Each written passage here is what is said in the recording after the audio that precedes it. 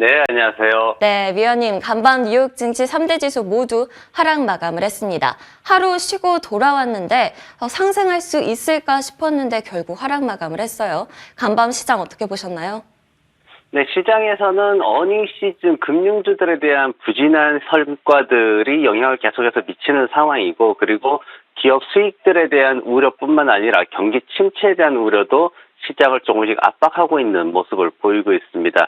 경제지표 관련해서 뉴욕 연준에서 발표하는 뉴욕 지역의 제조업 조사 발표가 있었는데 이게 43.7, 마이너스 43.7로 급락을 했습니다. 그러면서 2020년 5월달 이후 최저 수준으로 하락하는 모습을 보였고, 사실 뉴욕 연준의 제조업 지수는 큰 의미는 없습니다만 지금 이제 경제 데이터들이 미국 경제를 좀 과장되게 서비스업이 너무 이렇게 높다 보니까 과장되게 표현하고 있다라는 얘기들이 좀 나오고 있는데 그런 부분들에 대한 우려를 더 가중시킬 수 있을 것이다. 그렇게 평가가 되고 있습니다.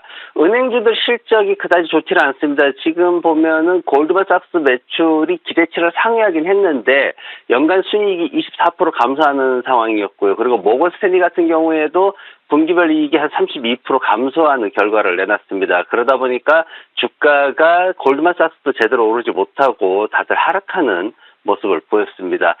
시장에서 이제 지난밤에 11시쯤 해가지고 이제 월러 총재가 얘기를 했어요. 월러 총재가 연준이 과거처럼 빠르게 움직이거나 빨리 이렇게 금리를 인하할 필요가 없다라고 매파적인 발언을 했습니다.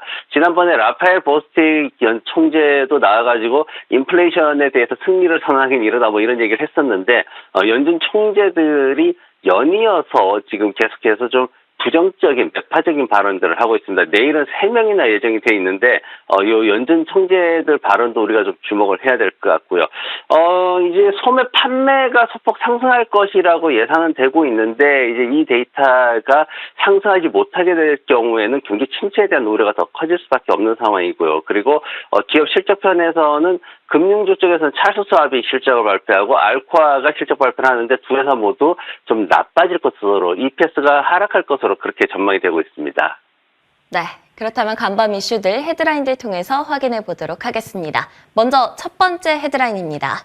10년 만기 국채 수익률이 4%를 넘어가면서 주가가 하락세를 나타냈다라는 소식입니다. 간밤 주가 하락세를 나타냈는데요. 자세히 분석 부탁드립니다.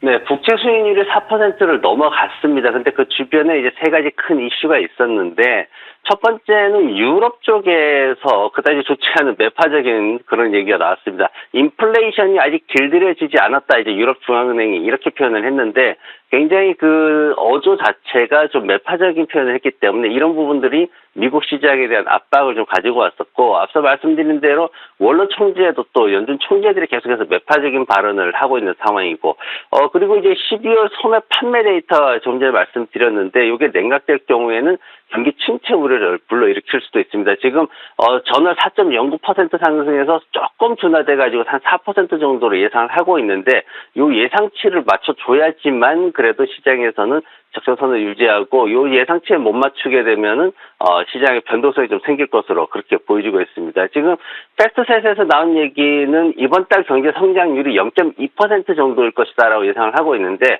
이런 부분들도 지난해 연말보다는 둔화되는 그런 상황이기 때문에 시장에서 이제 국채 수익률의 국채 10년 만기 국채 수익률이 조금씩 계속해서 상승하는 모습을 보이고 있습니다.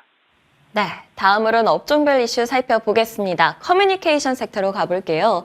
디즈니가 적정 가치 103달러가 책정이 됐다라고 합니다. 자세히 설명 부탁드릴게요.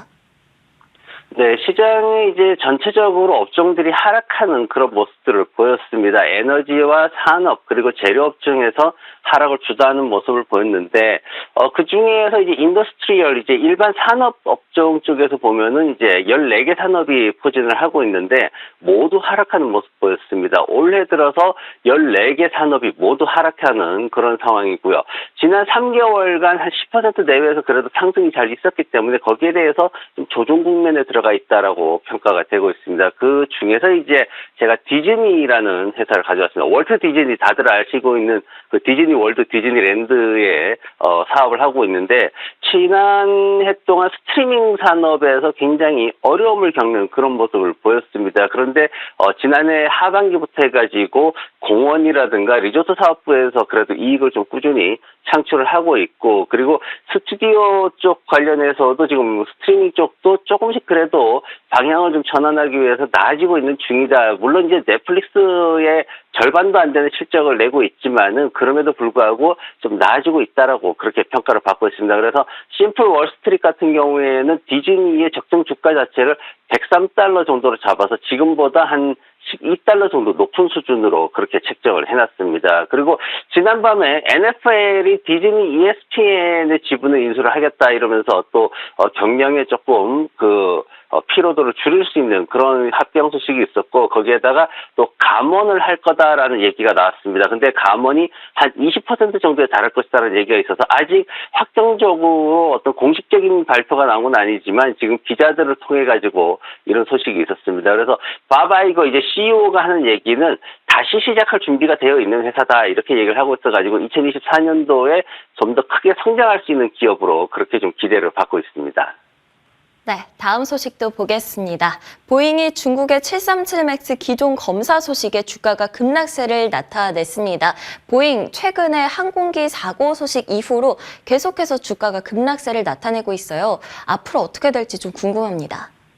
네, 보잉에 대해서 지난번에 이제 매수 서두르지 마시라고 그렇게 말씀을 드렸던 기억이 있는데 737 맥스 9 기종이 이제 문이 이제 떨어져 나가는 그런 상황이 됐죠. 근데 이번에 중국의 남방항공이 안전점검을 하겠다라고 한 기종은 737 맥스긴 한데 정확히 그 사고 기종은 아닙니다. 그런데 이제 FAA라든가 아니면은 이제 중국이라든가 세계적으로 보잉에서 생산한 기종에 대해서 안전조사를 더 강화할 움직임을 보이고 있기 때문에 여기에 대해서 시장의 신뢰를 잃었다. 그렇게 지금 평가를 하고 있습니다. 그러면서 지금 웰스파고에서는 목표가 280달러에서 225달러까지 낮춰버리는 상황이 생겼고, 그리고 뱅크 오브 아메리카 같은 경우에도 20달러나 목표가를 낮췄고요.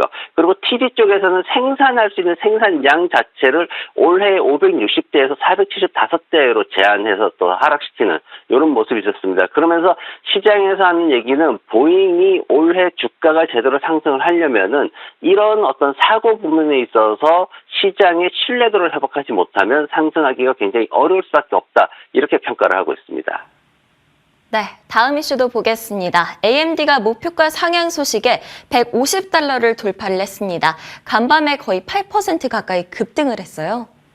네, AMD가 150달러를 돌파할 수 있을까라는 얘기를 굉장히 많이 사람들이 했었는데 결국 한 방에 150달러를 돌파하는 모습을 보였습니다. 사실 AMD가 워낙에 이제 퍼가 높고 하다 보니까 150달러는 좀 무리지 않냐 이런 얘기도 많이 있었는데 굉장히 빠르게 상승을 했습니다. 그러면서 이제 버클레이 쪽에서 앞으로 12개월 목표 주가 자체를 200달러까지 상향 조정하는 이런 모습도 있었고, 그러면서 이제 버클레이에서는 AI 관련해가지고 앞으로 새로운 어떤 시장이 확대될 때 가장 큰 수혜자가 될 것이다 이렇게 얘기를 했고, 그리고 사쿠하나라는 쪽에서는 이제 목표 가격을 170달러로 올렸는데 지금 현재 GPU 시장에서 GPU 제품들이 초반에 어떤 이 AMD나 인텔이 조금 어떤 시장을 점유하기 위해서 가격을 낮춰서 판매하는 그런 측면이 있었지만은 이제는 적정한 가격으로 팔고 있기 때문에 수익이 더 개선될 것이다 이렇게 얘기를 했습니다. 그리고 또 하나